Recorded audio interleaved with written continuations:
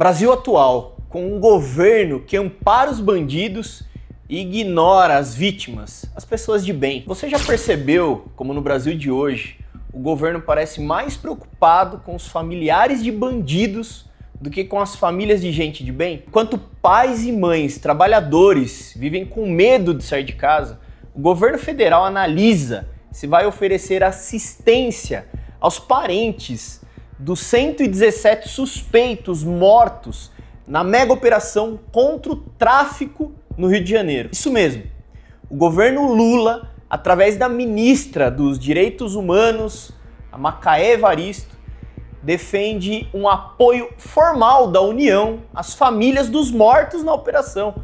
E aí eu te pergunto, onde está esse mesmo apoio quando a vítima é uma pessoa honesta, que trabalha, que constrói o país? Esse é o Brasil invertido que a gente precisa expor hoje. Um país onde o criminoso é tratado o tempo inteiro como vítima e o cidadão de bem é sempre deixado para trás. A mega operação no Rio de Janeiro foi uma das maiores dos últimos tempos.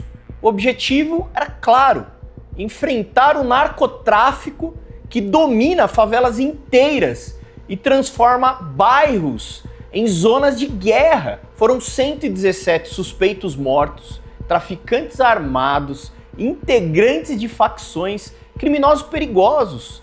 Recentemente saiu um relatório da Polícia Federal onde que 95% foi comprovado que estava envolvido com o Comando Vermelho. E aí vem o governo federal e faz o quê?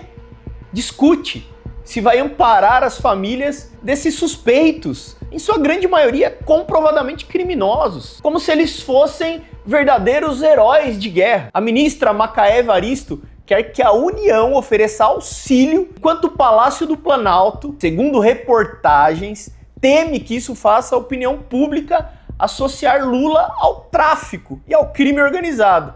Ah vá, sério? Sério que eles temem isso? Sério que eles mesmos não se associam a esse tipo de imagem com algumas das suas atitudes? Ou seja, eles sabem o absurdo que é essa ideia, mas ainda assim estão debatendo como ajudar os parentes de quem levou o país ao caos. Agora vamos ao outro lado. Na mesma semana que o governo discute ajudar famílias de suspeitos, uma tragédia corta o coração de todo o país, de todos nós. Beatriz Sorrilha Munhoz, uma jovem de 20 anos, moradora de Sorocaba, foi morta na zona leste de São Paulo durante um assalto. Ela estava com o pai e com um namorado para entregar um drone que venderam pela internet. Quando ela percebeu o assalto, Beatriz, pequena, frágil, mas muito corajosa, pegou um spray de pimenta e tentou se defender o seu namorado, o seu pai. E o bandido não hesitou, atirou um tiro na cabeça, na frente do pai e do namorado. Uma jovem cheia de sonhos, empreendedora, estudante de farmácia, dona do próprio negócio. E o que o governo federal ofereceu para a família dela? Aonde a ministra estava? Nada. Nenhum plano, nada. Nenhum amparo, nenhum discurso, nenhuma mobilização de ministro ou qualquer feminista ou figura ligada à esquerda. Enquanto criminosos mortos em confronto recebem a preocupação e debates em Brasília. Pais, como o da Beatriz, enterram as suas filhas sozinhos. Infelizmente, essa é a pura realidade do nosso Brasil de hoje. Um país que romantiza o criminoso e esquece do cidadão honesto. Quando o governo fala em direitos humanos, parece estar falando de direitos dos bandidos, nunca das vítimas. O discurso é sempre o mesmo. Precisamos entender as causas sociais, precisamos cuidar das famílias, dos mortos nas favelas. Mas ninguém fala das famílias destruídas por causa desses mesmos criminosos, esses marginais. E esse é o tipo de narrativa que é muito perigoso, porque aos poucos ela normaliza o crime, ela transforma bandido em vítima e a polícia em vilã. E a imprensa repete, o governo reforça e o povo vai se acostumando com essa inversão de valores, até um dia em que o certo passa a ser errado e o errado passar a ser normal. Enquanto Brasília discute assistência para quem morre armado em confronto com a polícia, o trabalhador continua sendo refém do medo.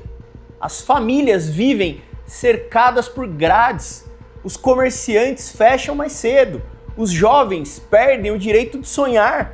Isso não é apenas uma disputa de narrativas, é uma disputa de valores. O governo, que deveria proteger o cidadão, prefere proteger quem o ameaça. E isso atinge cada município. E isso cada vez mais está destruindo a liberdade e a segurança das famílias, que querem viver em paz, trabalhar, ter segurança e justiça, viver honestamente, que querem pagar impostos e ver o poder público defendendo o policial que protege, o empresário que gera emprego, o pai e a mãe que sustentam seus filhos, e não quem destrói vidas. A pergunta que fica é: por que um governo se mobiliza para discutir assistência a famílias de criminosos, mas não move um dedo para consolar os pais de uma jovem como a Beatriz? Por que tanto empenho para humanizar quem desumaniza a sociedade? A resposta é simples e dolorosa,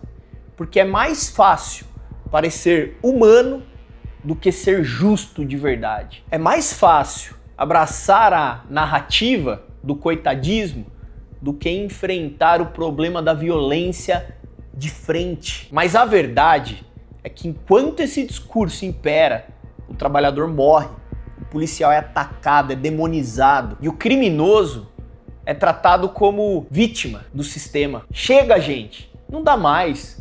O Brasil não precisa de um governo que chora por traficante, por narcoterrorista. Precisa de um governo que protege quem trabalha, quem é honesto. Não precisamos de ministros discutindo amparo para bandidos, mas de ações concretas para amparar as famílias das vítimas.